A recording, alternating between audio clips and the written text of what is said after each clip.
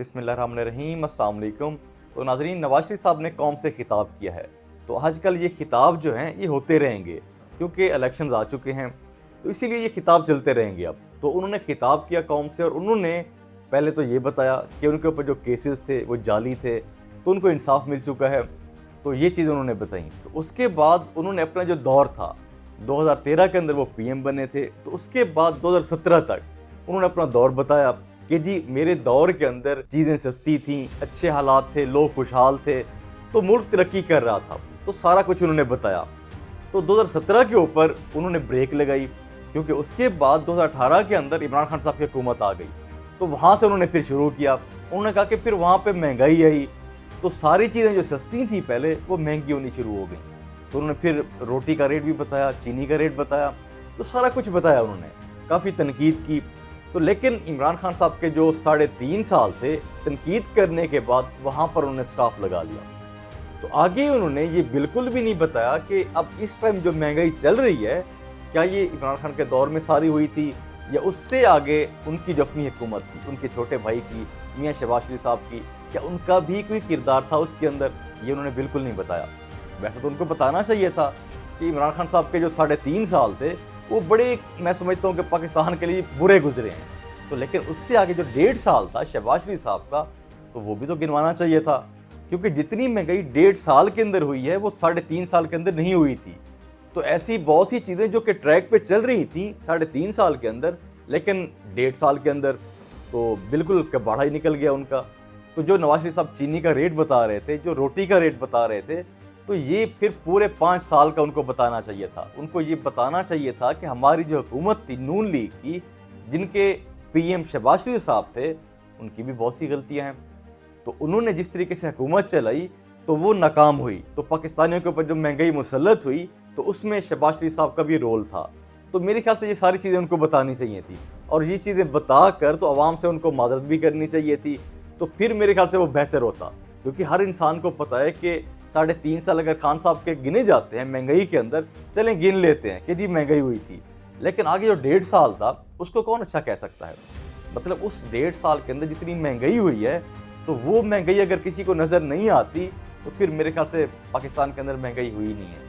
तो देखें, शहबाज शरीफ साहब का जो दौर था 1.5 साल का, जिस तरीके से 13 जमातें मिल चुकी थी, तो वैसे तो उनको संभाल लेना चाहिए था मुल्क को, क्योंकि बड़े बड़े एक्सपर्ट उसके अंदर थे। बड़े बड़े जो एक्सपर्ट थे पाकिस्तान के, सारे हुकूमत के अंदर बैठे हुए थे।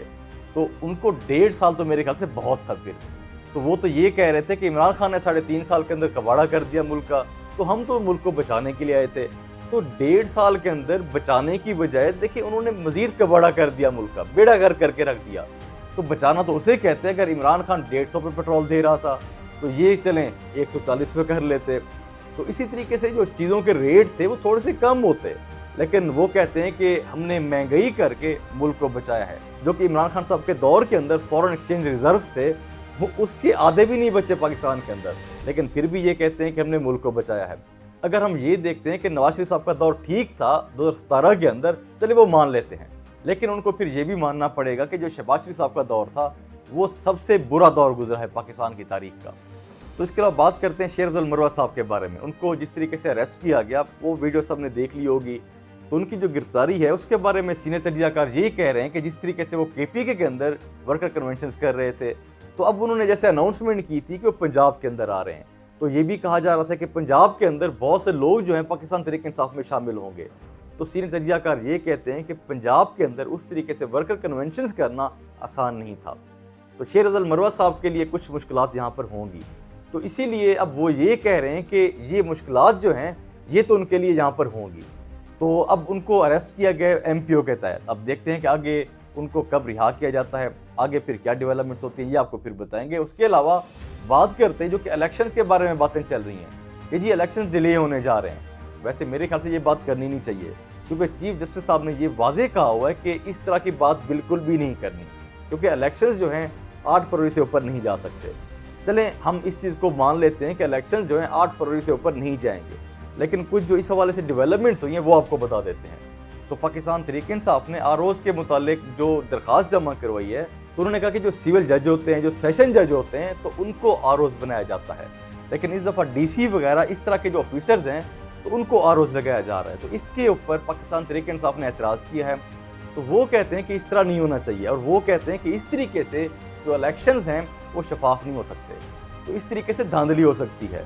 तो ये पाकिस्तान तहरीक इंसाफ समझती है। लेकिन वो ये भी कहते हैं कि इसकी वजह से इलेक्शंस को आगे ना किया जाए। तो वो कहते हैं कि इसके ऊपर एक्शन लिया जाए और जल्दी से ये मामला हल करके इलेक्शन 8 फरवरी को करवाए जाएं। लेकिन पाकिस्तान तहरीक इंसाफ के इस स्टेप के ऊपर बाकी सियासी जमातें ये कह रही हैं कि पाकिस्तान तहरीक इंसाफ ने जो काम किया इसकी वजह से इलेक्शन आगे हो सकते हैं। तो अब सारी सियासी जमातें ये कह रही हैं कि अगर इलेक्शन अब आगे चले गए तो इसकी वजह पाकिस्तान तहरीक इंसाफ वाले ही होंगे, क्योंकि इनकी वजह से इलेक्शन के अंदर रुकावट पैदा हुई है। लेकिन वो कहते हैं कि हमारा मकसद ये बिल्कुल भी नहीं है, हम चाहते हैं कि जो इलेक्शंस हैं वो वक्त पे हों, 8 फरवरी को हो जाएं। तो अब देखते हैं कि इस हवाले से क्या डेवलपमेंट्स होती हैं।